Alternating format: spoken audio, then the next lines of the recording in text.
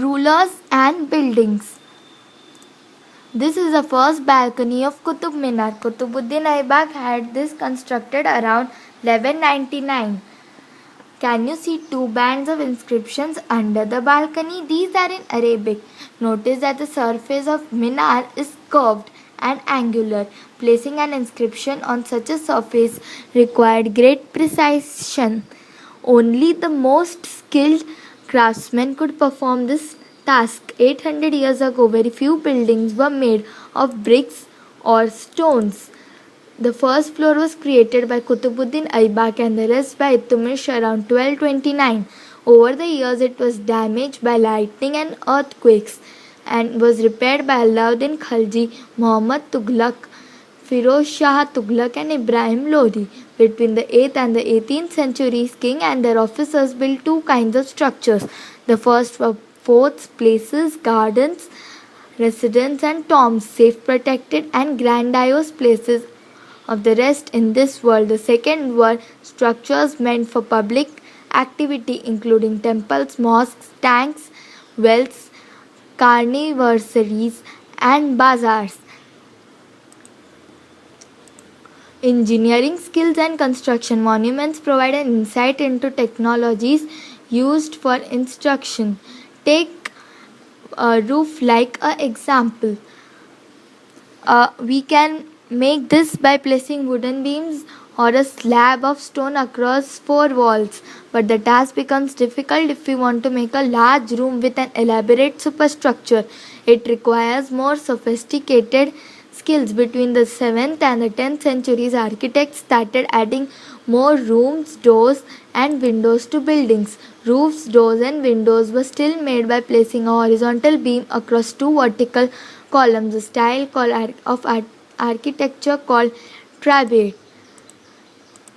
The Rajeshwara temple at Tanjavur had the tallest shikara amongst temples of its time.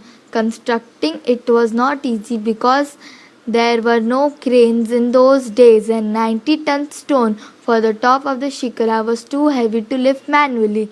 So the architects built an inclined path at the top of the temple, placed the boulder on rollers and rolled it on the way to top. The temple was a miniature model of the world by the kings and his allies. When they worshipped their deities in the royal temple, it was as it was the rule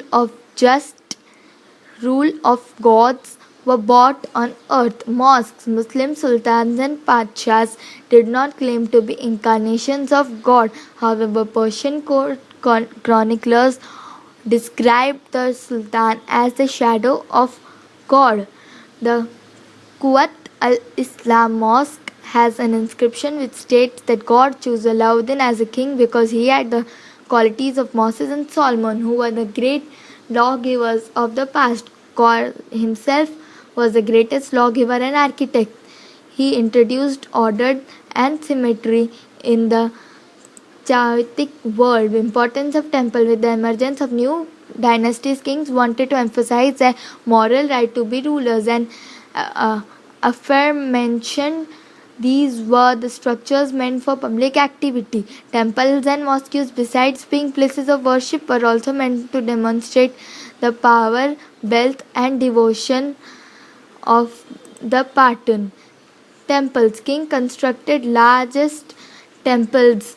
On the other hand, the other lesser deities were the gods and goddesses of allies and subordinates of the ruler.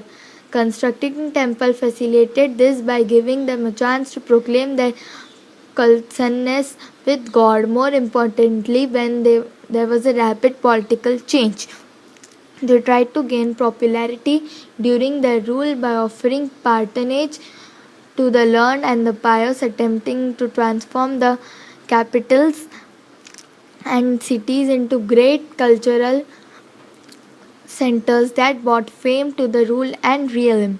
Significance of water. It was believed that if a just king is ruling, there would be enough rain, no scarcity.